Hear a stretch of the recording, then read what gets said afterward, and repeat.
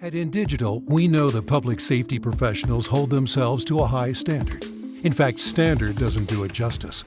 In over 25 years working alongside you, carrying millions of calls over our IP networks, your dedication has inspired us.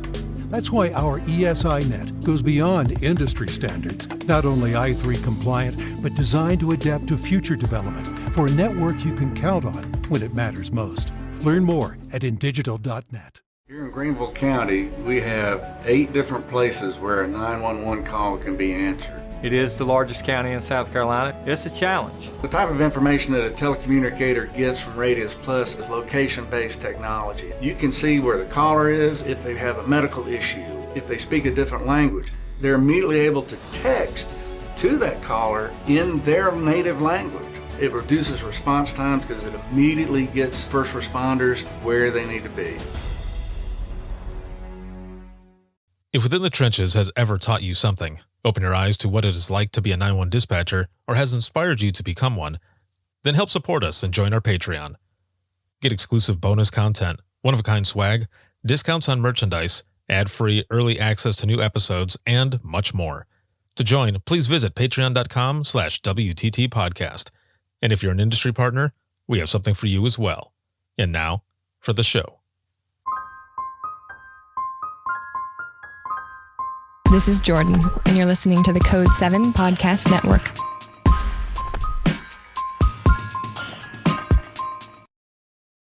Warning. This episode contains the 3 A's of podcasting: adult content, adult language, and awesomeness. You've been warned.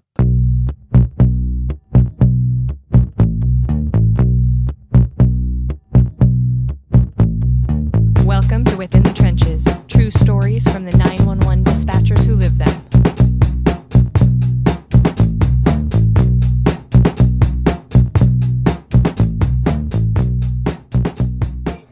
Hey, what's going on? This is Ricardo with the Code 7 Podcast Network, and this is Within the Trenches, true stories from the 911 dispatchers who live them.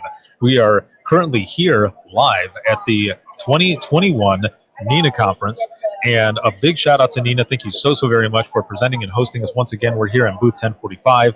This episode is sponsored by InDigital as well as Rapid Deploy, and a shout out to patrons for everything. Thank you so very much, and I am excited. We've got a guest here with me, and I'm going to switch this over so that I have my notes in front of me. But my guest today is Sierra, and she is a senior regional communications officer. That's a lot. It is a big title. Doesn't mean much, though. Just a dispatcher. Oh, come on. No. And she is with the Idaho State Police. So welcome. Thank you. Thanks for having me. Yes. So this is going to be fun. I want to learn a lot more about you.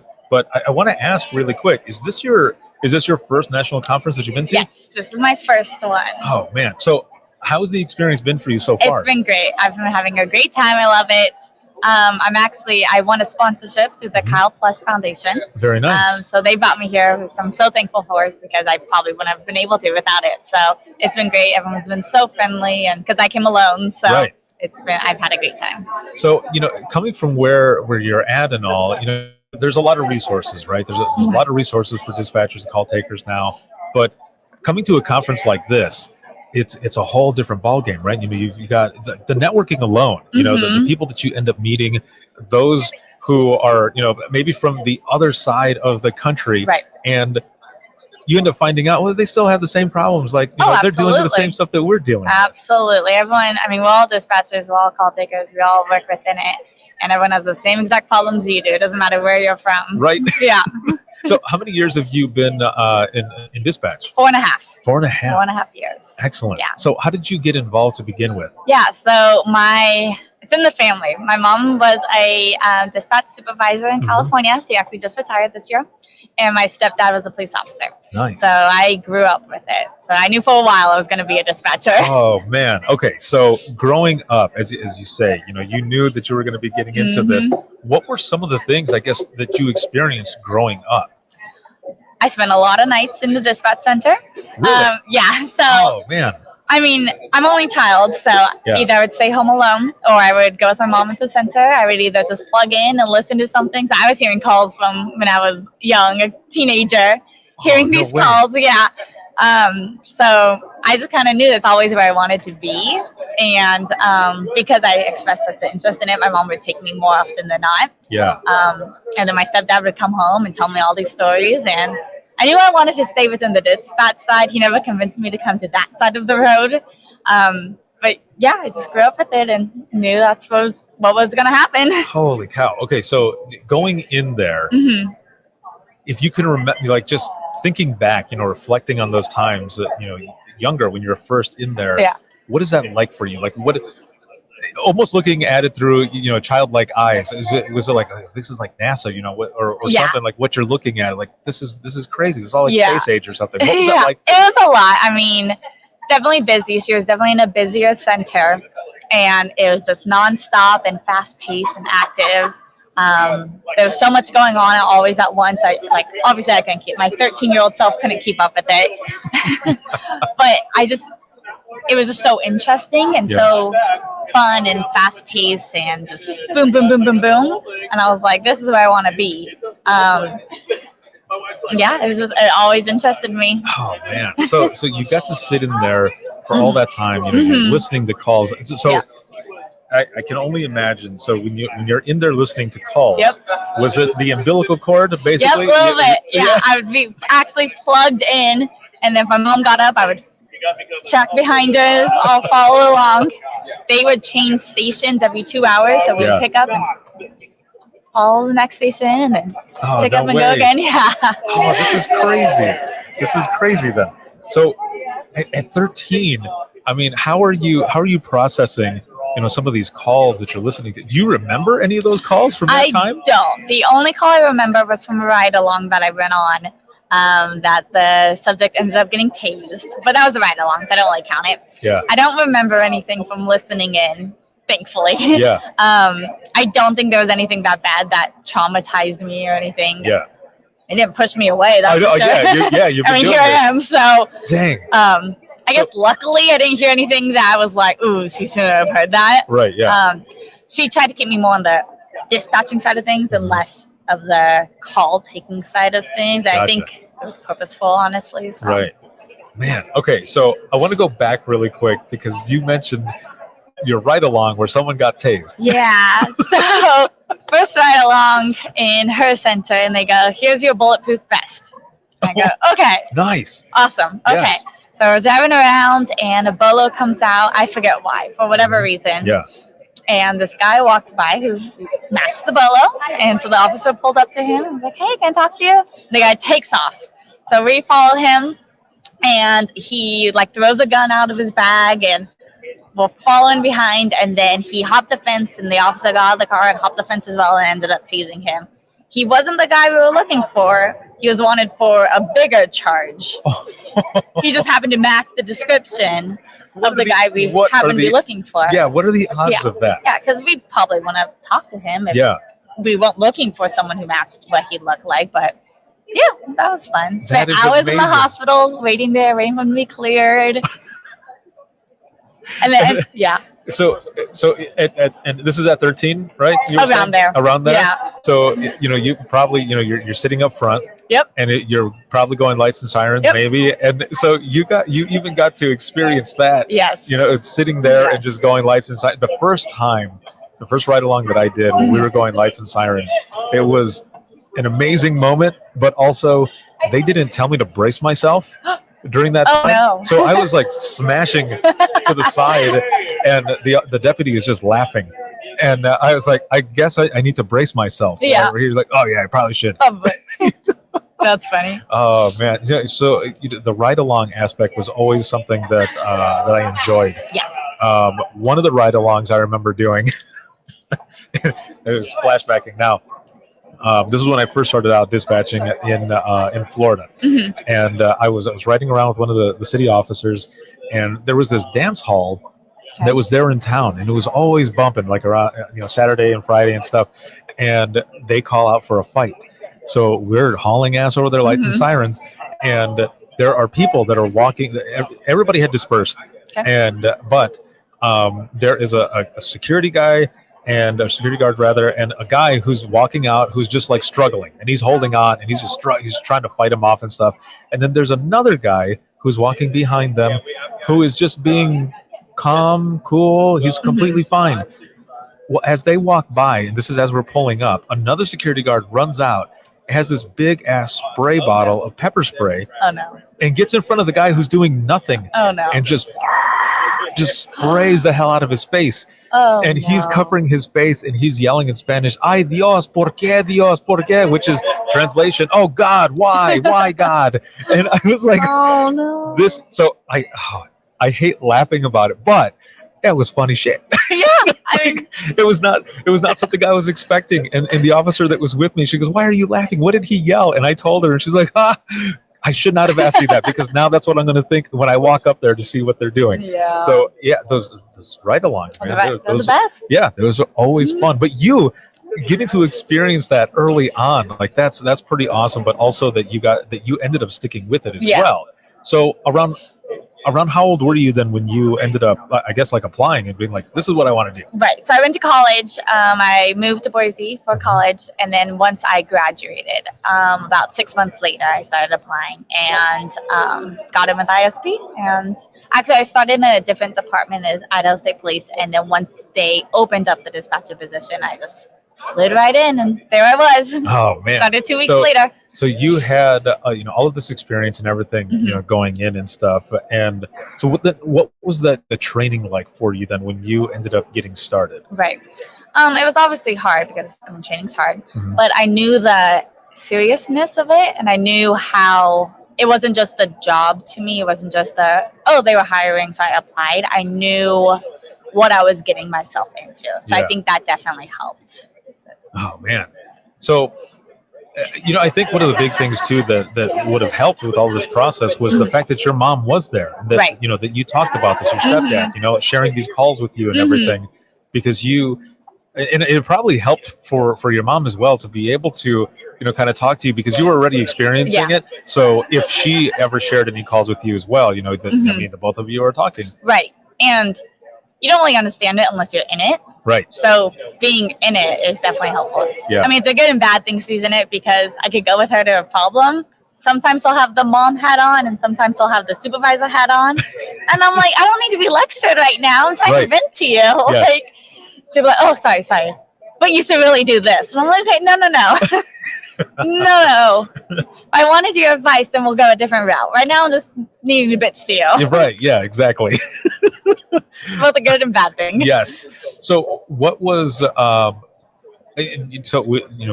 said that the training was hard and everything else, but what went into that? Like, how long did it take? Because again, you had a certain amount of experience already going in, so I can see where it would be a little bit easier for some of the concepts, some of the geography, all the other types of stuff to be able to learn and understand. Right. Our training process is 3 months or so. We only do police. We do not do fire or medical. One of the difficult parts for me was geography, because I had moved there for college and I only knew Boise. And since it was state police, I needed to know the entire state. Right. I didn't know anything past milepost 50. That was that. So that was really difficult for me. But just learn it. You either get it or you don't. Was it overwhelming at all at any time Oh, when you were absolutely. going through it? Yeah, absolutely. It was definitely those days that I'm like, okay, this is not worth it. I'm not going to get it. Yeah. I'm still not getting it after how many more days. So, but I think just having that support system behind me, knowing that I could do it and knowing there was other options if I didn't get it, that definitely helped me through. That's good, and that's what I was going to ask. How did you continue going through it, even having those feelings, but having a good support group, you know, and having your mom there as well to be able to talk about all of that. When I was in dispatch, I was training, and there was a point where I wanted to quit as well, because when I got in there and I didn't understand how they did their training, and they really didn't explain either. Yeah, you just show up and hope for the best. Yeah, exactly. But I got in there, and I was with my trainer, of course. But what I thought was going to happen was that we were going to be working like a team already. Okay. And so for a few months, that team aspect and all wasn't there. And I remember thinking, how the hell are we going to work like a team? Like, how are we going to do this? Like, I don't even feel like this is a team type thing. I don't know that I want to do this. Right. And a friend of mine who I actually grew up with, we went to school together, childhood friends and stuff. We ended up working together in dispatch. Oh. I told her, I said, I don't think I'm going to do this. I was like, this kind of sucks. And she Yeah. goes, why? And I said, and then I explained to her, and she goes, this is just the way that they do it. Once you get to the third phase or the fourth phase, it's the shadow phase. Your trainer moves away, and then we all work like a team. And I remember telling her, I was like, you guys need to change this up a little bit, because I come in here, that camaraderie that you want to start building, right away with some of those newer people. It wasn't there. Right. But I guess there are, and this is stuff that I've heard. It's not like this everywhere, but there are some centers where, sometimes a lot of people, they don't end up learning, certain people's names or whatever until they get through a certain aspect of training. I'm like, why? That's Like, so why weird. Right. Like, why wouldn't you want them to stay? Right. Yeah. So I just became a trainer, and like one of the daily observation scores is relationship with coworkers. They have to learn their names. They have to learn about them. And even like in the later phases, it's like, hey, trainer, can I take a break? I don't know. Ask your partner. Like, build a relationship with your partner. Yeah. Like, and they should be asking them for a break so they can learn how to do all this stuff and be a team. Nice. Yeah. I don't get why. Yeah. So that is a good thing right there. For any of you who are watching or listening, you can take some pointers as well, because that's a cool thing to be able to do that. Do you remember like any of your, when you're in there now, you're going through your training, do you remember any of those earlier calls? Because like you were saying, you only do police. When I was in dispatch, I did all disciplines of public safety. Right. And there was just so many different things that went into that. But, all those police calls and then working on radio. Before I asked you about your call, working radios, how much do you enjoy that? I enjoy it more than call taking. I was just going to ask, which one do you like more? I enjoy it more than call taking. And why is that? I think I say this nicely. Yeah. I think it's because I have that relationship with the troopers and I know them. Yes. Yeah. So we're coworkers. So we have that bond already. And if there's a problem, we can talk about it. With call taking, it's just call. Next person. There's you build that report within that couple of minutes, but then it's gone and it's done. I really got into dispatching because obviously I want to make a difference and all that, but I wanted to make sure that officers got home safe. That's my big thing. So I like doing the radio because I like being in control of making sure they know where they're at. They're not with the wanted subject. They're code for it. Nice. So that's why I like working the radio more. Excellent. Yeah, I enjoyed phones, but radio was always so much fun, especially when there was nothing really that was going on. So we would have fun on the radio. Absolutely. And that's what night shift's for, right? Yes, exactly. It'd be like 3 a.m. Nothing's really going on. Yeah. And sorry, supervisor. Yeah. Don't review my calls. Some of the one deputy started this, and then everyone started doing it afterwards. But for whatever, and I don't even know why he did it, but he did some traffic over the radio, and then he stayed with his mic open, and then he just goes. And I sent him a message. I was like, "Did you sniff?"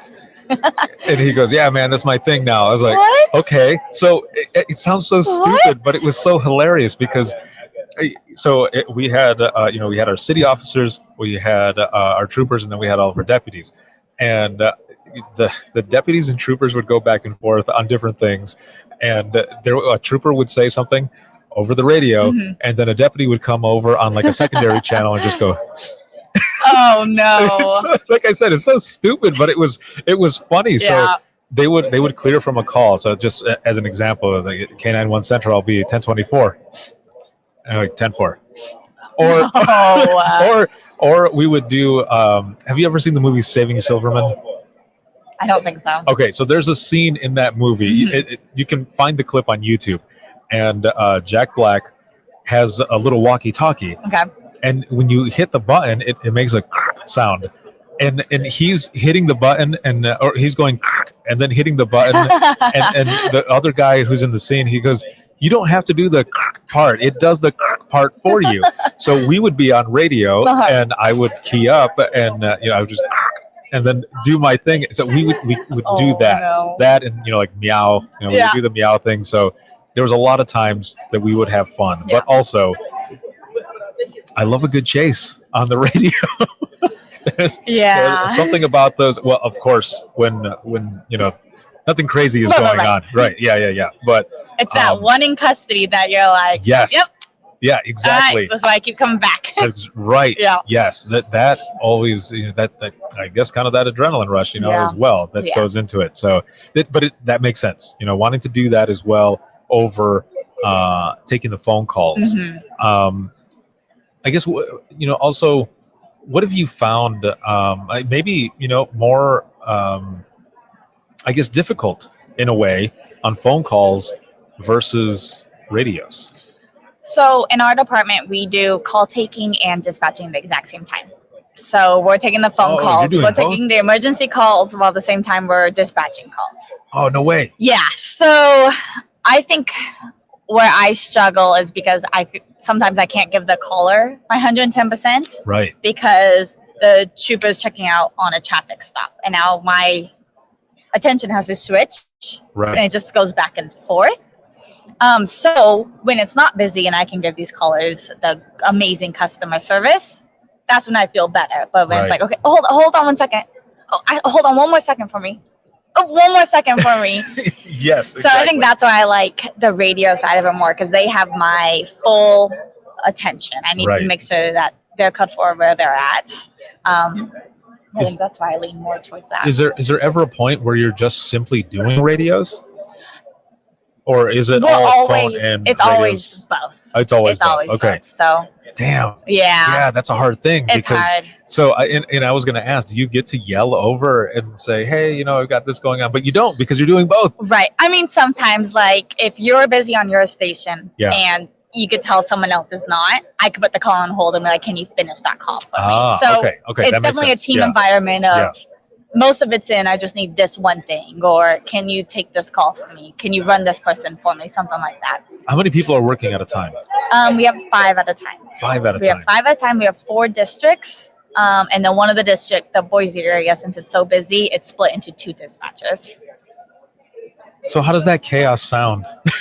Sometimes it's insane. I walked in the other day and every single person was on the phone. There was 3 phone calls on hold, and I saw everyone's blue light on, which means the radio was on as well. And I went, is it too late to call in sick? So man. It's been insane. Oh, geez. So I can't even imagine because, I remember being in dispatch. So on one side, it was main phones and 2 consoles dedicated to phones. And then this console up front was our supervisor console. And then on the other side, we had main law enforcement radios. And then we had what was called lean. And in Michigan, that's what they call like the NCIC lookup and all that. So it's the lean desk. Okay. But it's also not only you're running that stuff, but you're also backup phones and backup radio. Okay. So you've got all of that going on. And sometimes it would go to hell in there. Yeah. And it's actually how I came up with the name for this podcast, Within the Trenches, because I remember there was some crazy shit that was going on and it was so nuts. I had just a few seconds to take it in. And I remember sitting up and looking at everything that was going on and listening to it. And I thought, man, I'm like, this is like a war zone. It seems like I feel like I'm within the trenches of like 911. Yeah. And I remember keeping that. I was like, I think I like that name. Because I was starting to jot that down. I was starting to blog about all these calls and stuff, so I ended up keeping it. But and that's why I asked, because there's 3 to 4 of us doing all different disciplines, right? But there's a dedicated law enforcement radio person. However, on your end, you're doing the call and the radio all at the same time, and I can only imagine too that it's hard to keep kind of that rapport with the caller, because they're calling you in their time of need, but you also are having to put them on hold and stuff. Right. And I always remember someone who would call in and they would say, I called 911. Why are you putting me on hold? Right.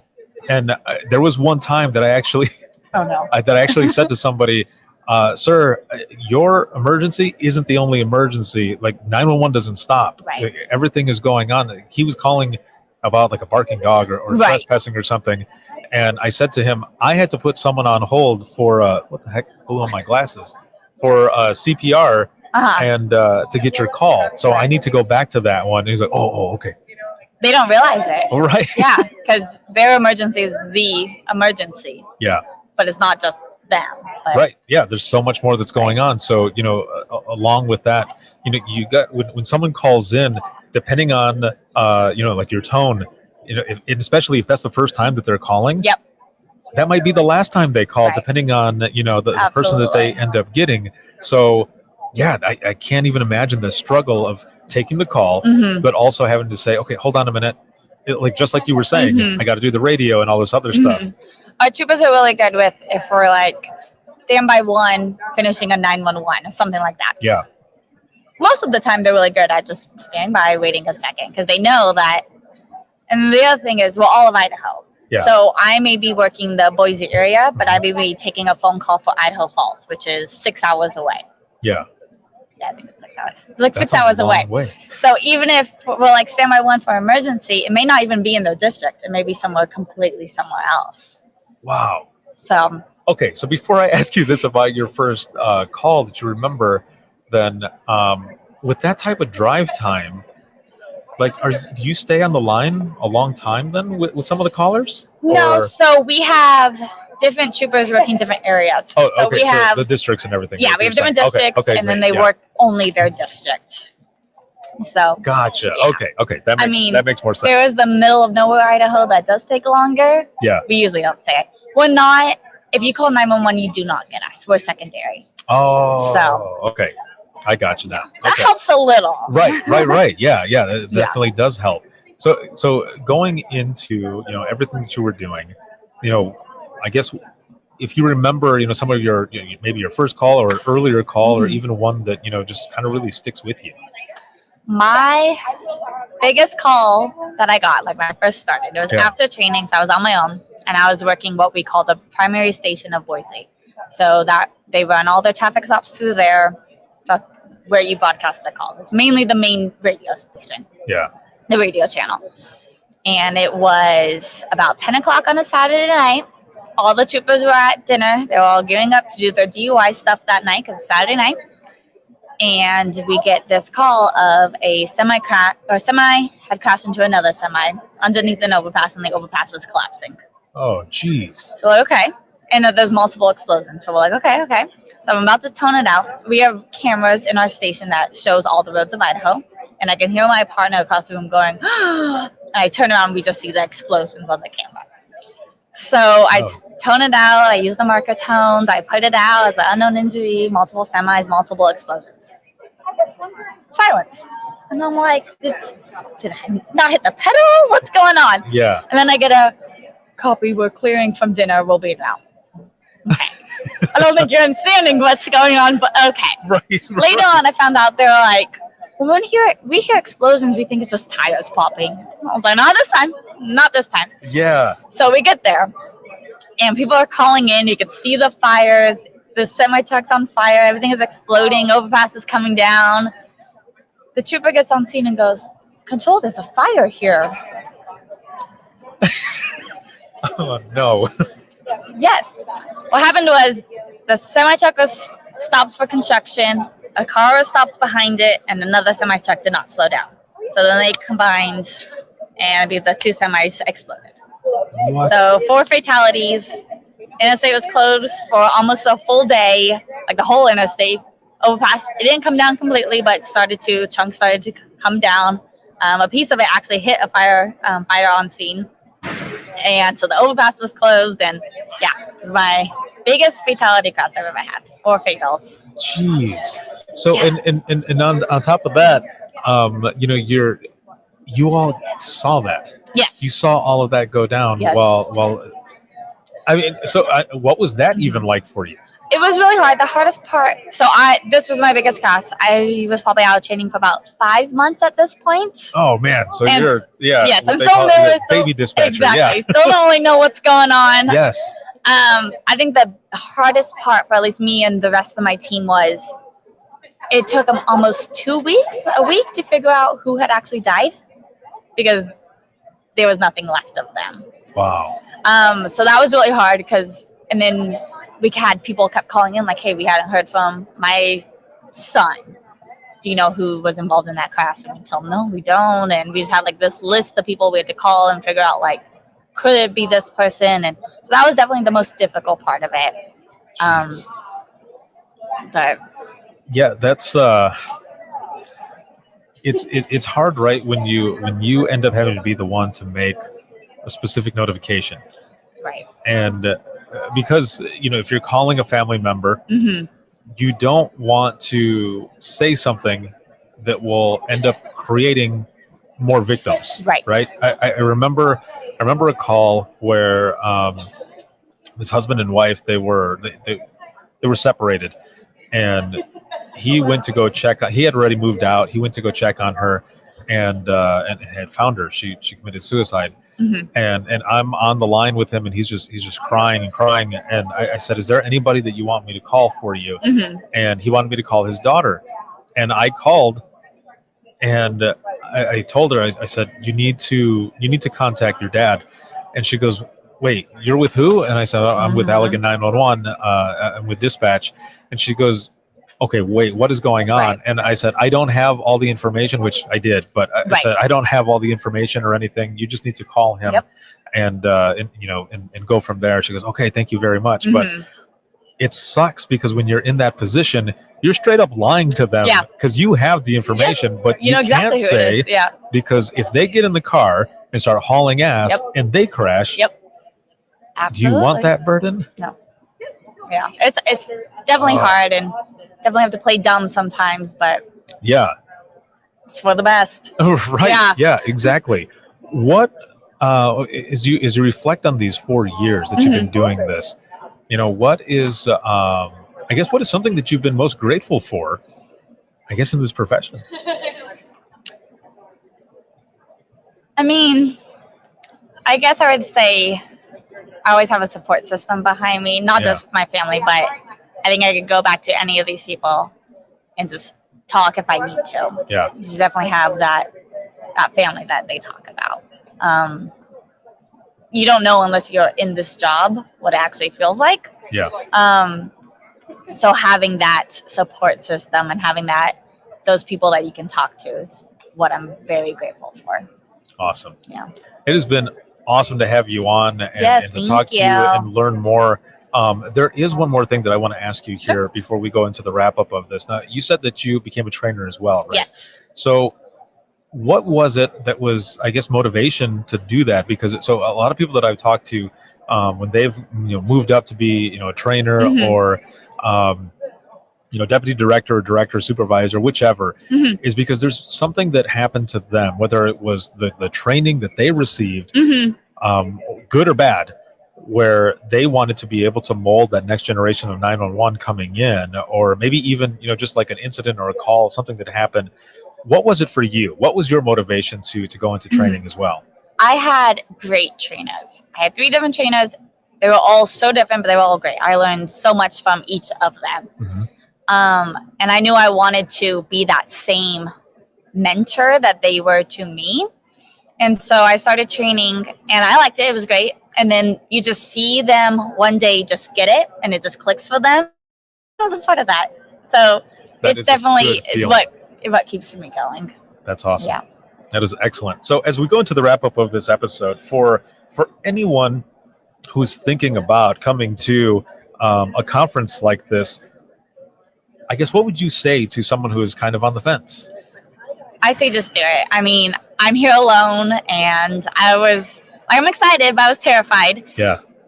You meet so many people. You're never alone. You're never excluded of anything. I've learned so much and it's only day 1.5. Yeah. So much to do. I mean, worst case scenario, it was just 3 days. If you hated it, it was just 3 days. Right. Go back and just don't do it again. Someone else can take your spot. But exactly. I think it's great. It was completely worth it. There's scholarships out there. There's sponsorships out there. Just have to look for them. And there's a will, there's a way. For sure. Is there anything that you have experienced here, like class-wise already, something that you're kind of excited to take back? I went to the Shots Fired PTSD class yesterday. That one was great. She showed us this handout, I guess you could say, of how you deal with stress and how you want to deal with stress after an incident. And she said, fill this out before the stress happens so we know how to take care of you. And I just thought this would be great for my trainees to fill this out with them and be like, you don't need this now. You may not need this till 3 years from now, but when you need it, it'll be a great resource to have so we can help you. Awesome. I thought that was great. Excellent. Well, again, thank you so very much for being on and sharing your story and your experience here. It has been awesome. And it's just been a pleasure. Thank you. Yes, thank you so much. I've had a great time. Awesome. For those who are watching and listening, if you have any comments, questions, or you want to be a guest on the show, you can email us, and that's going to be wttpodcast@gmail.com. Once again, that is wttpodcast@gmail.com. If you want any bonus content, you can check us out, and that's going to be patreon.com/WTT podcast. You can follow us on Twitter. That is @91podcast. You can like us on Facebook. That's facebook.com/Within the Trenches podcast. A big shout out once again to NENA for hosting us. It has been an amazing time, and we're here for a few more hours, and we've got a lot of episodes that are going to be going out there. So thank you so very much to NENA once again. This episode has been sponsored by InDigital as well as Rapid Deploy, and you can see this on YouTube, Twitter, and Facebook. You can also listen 24/7 on Apple Podcasts, iHeartRadio, Spotify, your favorite podcasting app, and withinthetrenches.net. Have a good one, everyone. We'll see you in the next one.